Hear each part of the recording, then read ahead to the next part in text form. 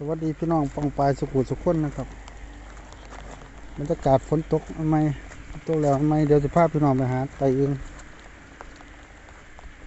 จักสิได้ซ้ำใดหรอกเพราะว่ามือข้างหนึ่งก็จับกล้องมือข้างหนึ่งก็จับอึ่งจักสิมีบ่มีจักสิได้บ่ได้ดอกจะเป็นซาวบ่ซื่อยินเสียงห้องก็ได้สิไปตามเสียงนะครับ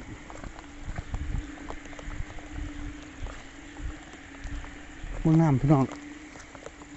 น้ำสาหลายเถิดเด้อยินเสียงมาพี่น้อง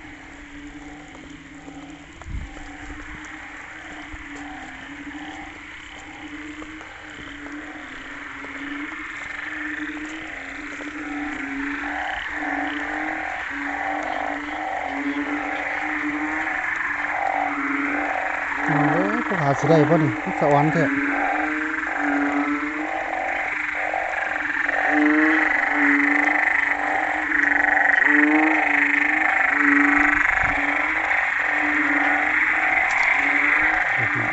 มีตัว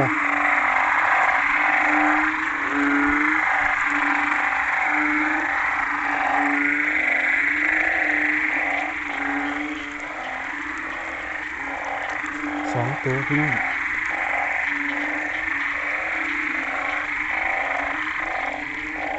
สองตัว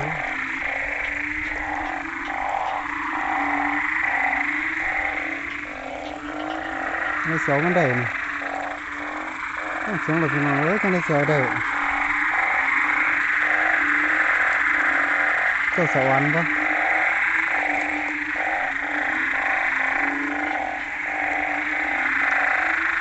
ไม่ใช่หรอ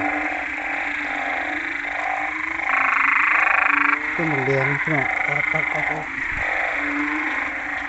เสียงหมูแดงถึงขาดก็หรอถึงเกาถึงหมดถึงขยะมาได้พี่น้องเป็นหมูแดง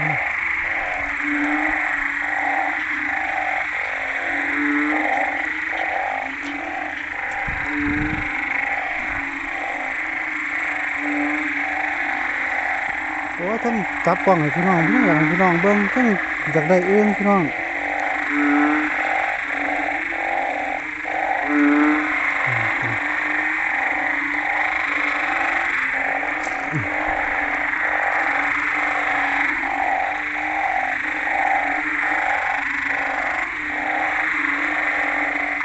ใช่เลยจับทั้งเลย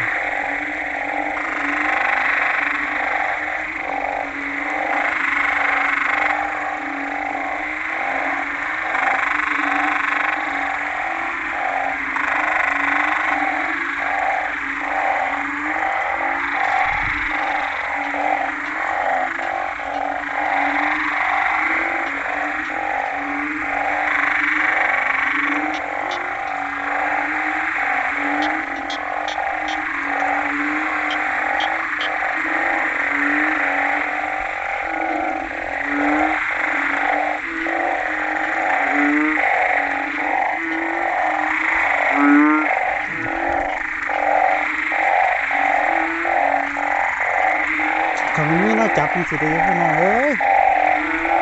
มันบ่มีน่าจับมันอักออกกับที่อื่นก็ได้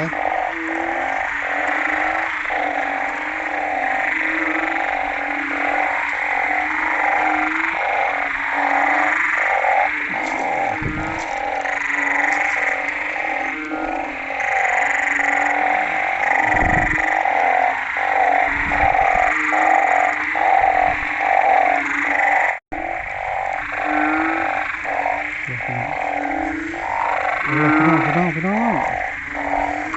เอ๊ะ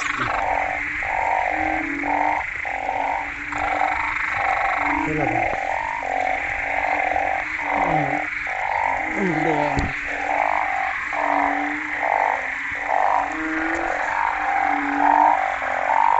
เอ๊ะ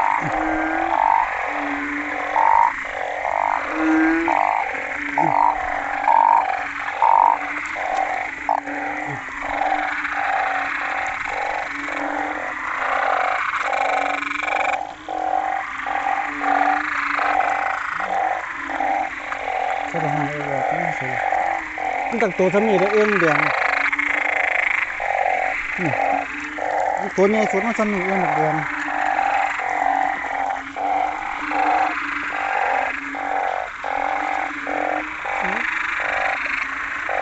หาเอ็นเผาก็ได้พี่น้องเอ็นเผาอยู่กลางน้ำเลยเอามันได้พน้อง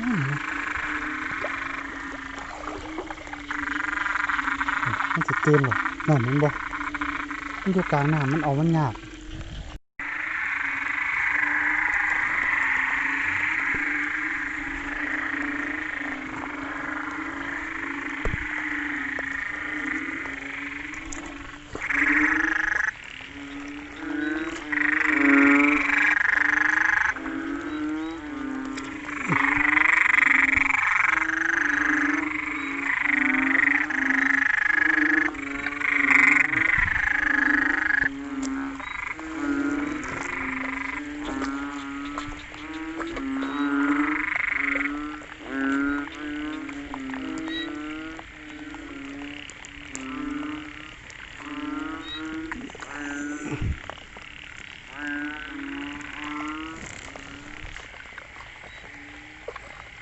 หลายอยู่ได้แต่ว่าขันฝนซ่าแล้วมันจะเป็นยังสี่แหละ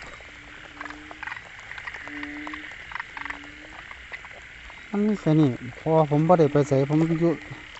สานี่อยู่รอขางนี่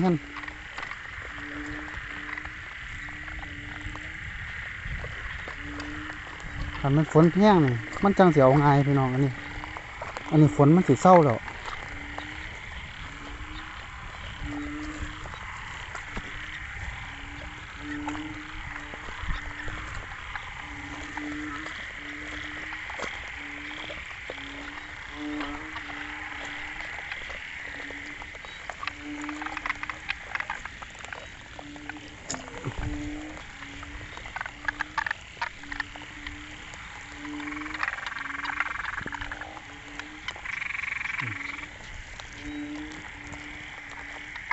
จับเอาแบบตื่นเสาร์มันไม่แต่ขี่ขากอ่อยต่อยมา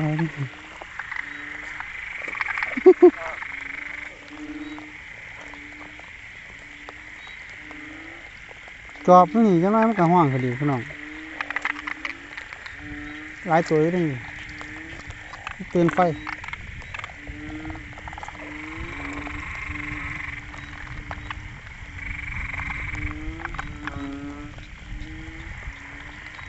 หากันเนาะจนโดนฝนยังตกต้องแต่เป็นผสมพันธุ์เนาะเองก็ได้ดูผสมพันธุ์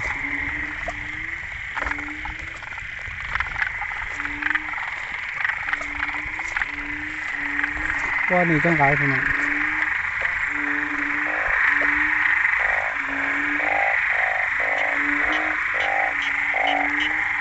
เนี่ยเองเผาเองยางเองนี่ก็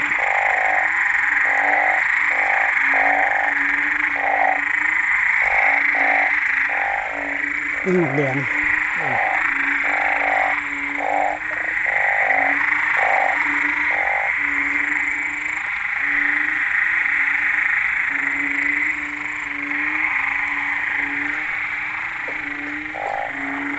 ต่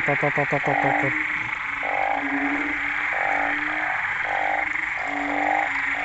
ทำไมเสียวได้อยู่เลยล่วงไปก็ไม่ได้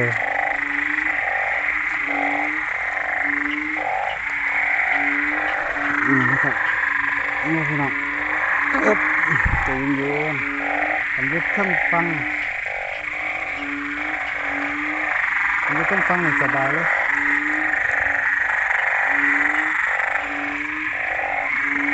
จุดห้องสูงเท่าไหร่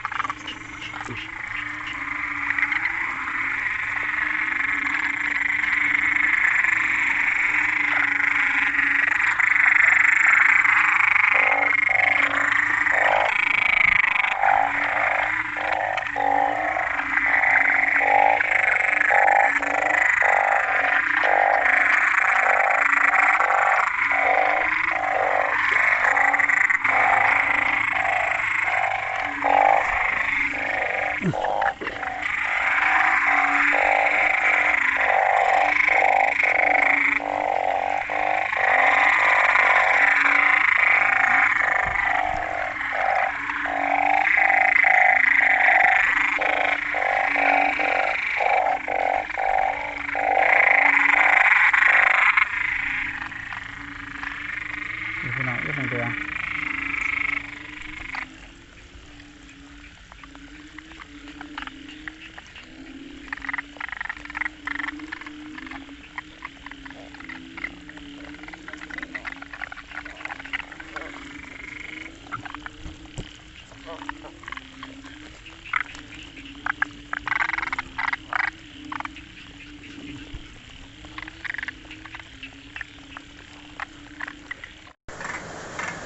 พี่น้องครับเมื่อกี้ไปไต่อึ้งมามันว่าวันนี้จะเอามาเบิ่งตั้งเอาสำนั้นแหละพี่น้องเพราะว่ามันเอามันบ่ได้หรอกฝนเริ่มเศร้าหรอกมันเอามันบ่ได้มาเบิ่งวันว่าสิได้เฮาสิได้หลายปานใดโอ้โหนี่คืออึ้งแดงพี่น้องเลยอึ้งเผาเจอเอาบัดห้องอยู่นี่น่ะมันส่งตัวใหญ่เถอะผมมาอยู่ในถังนี่ตัวน้อยเถอะโอ้ต้องบอกพี่น้องเอ้ยฝีมือนะครับฝีมือเดี๋ยวบังก่อนไข่วะไข่เด้อไข่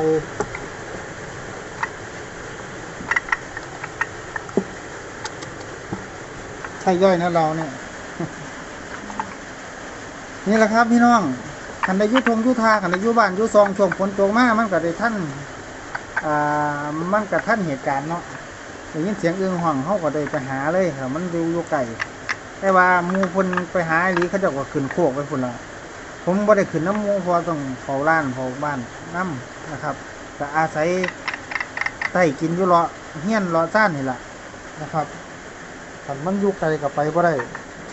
เอ้าพี่น้องคลิปนี้เอาไว้สำนีสักวันนะพี่น้องเนาะสวัสดีครับ